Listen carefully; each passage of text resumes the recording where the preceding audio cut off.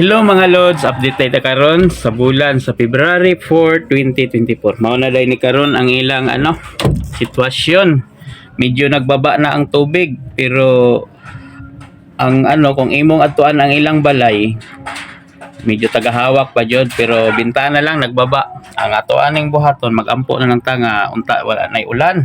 Mao na ni Lods og ang kaning sa Tuganay Bridge going to Madao mao pa ning baha nga nasa pero bintahan na lang medyo baba-baba na.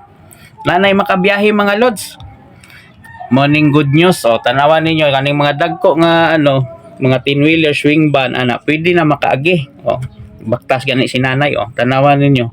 Kung namay mga sakyanan mga yun pwede na siya makaagi sa Tuganay Bridge ni siya nga area going to Tagum. Kanig Tagum. Mo na ni siya ang makabiyahe karon. Morning naka good news sa tuwa. Unta tuloy-tuloy na ang og bulldozer ni mao pod ning ginasakyan sa mga pasayro tapos ang drop ani madaom ra ni asta. Muna nga kung gusto mo magpauli og Tagum nanay masakyan bus pod pero sa Santo Tomas mo agi kapalong Tagum gyapon mo drop.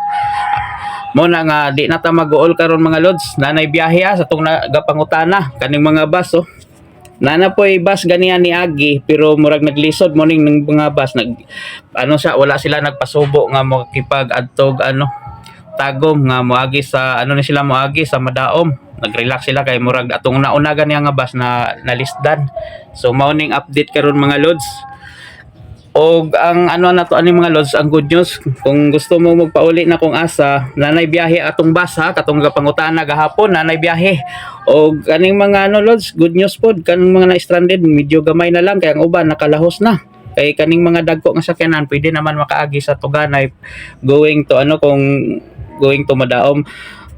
Og okay ang kondisyon sa inyong sakyanan pwede mo moagi ana dire pero og medyo pigado pwede mo moagi Santo Tomas diretsog kapalong medyo layo lang pero bintahan na lang dito kay dili kayo kusog ang tubig dito kay compare aning sa Tuganay Bridge mas adiri pero na good news no sa mga biyahidor nato makalakaw na jud sila og ang kani pod morning masakyan gikan gyapon ni sa Tuganay morning mga nagadala og pasayro sa ang drop lang anit taman madaom lang tanawan niyo Lods pasalamat at least continue ang ginabuhat sa atong gobyerno nga paglikas sa ay pagsakay sa og paghatod sa mga pasayro o kani di ay mga Lods mao ni ang update karon sa Carmen sa tubangan sa ilang munisipyo napagyapon tubig grabe ang tubig pero bintana lang di pares gahapon nga medyo taas-taas karon ni baba na gamay.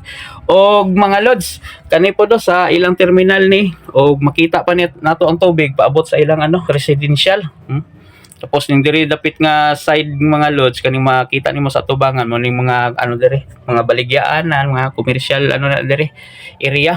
At mga Lods kanang ang akong lang sa inyo magampo lang ta nga unta tuloy-tuloy na ang ang pag sa atong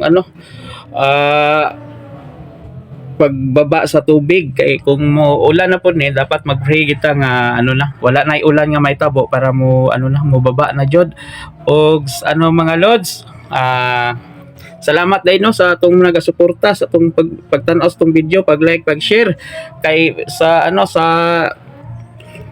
mga sunod nga adlaw magbuhat ta og charity na pod atong pasalamatan ning mga viewers na to og sa mo hatag tagtabang sing ginagmay lang sa aton mga na sa baha sa lanta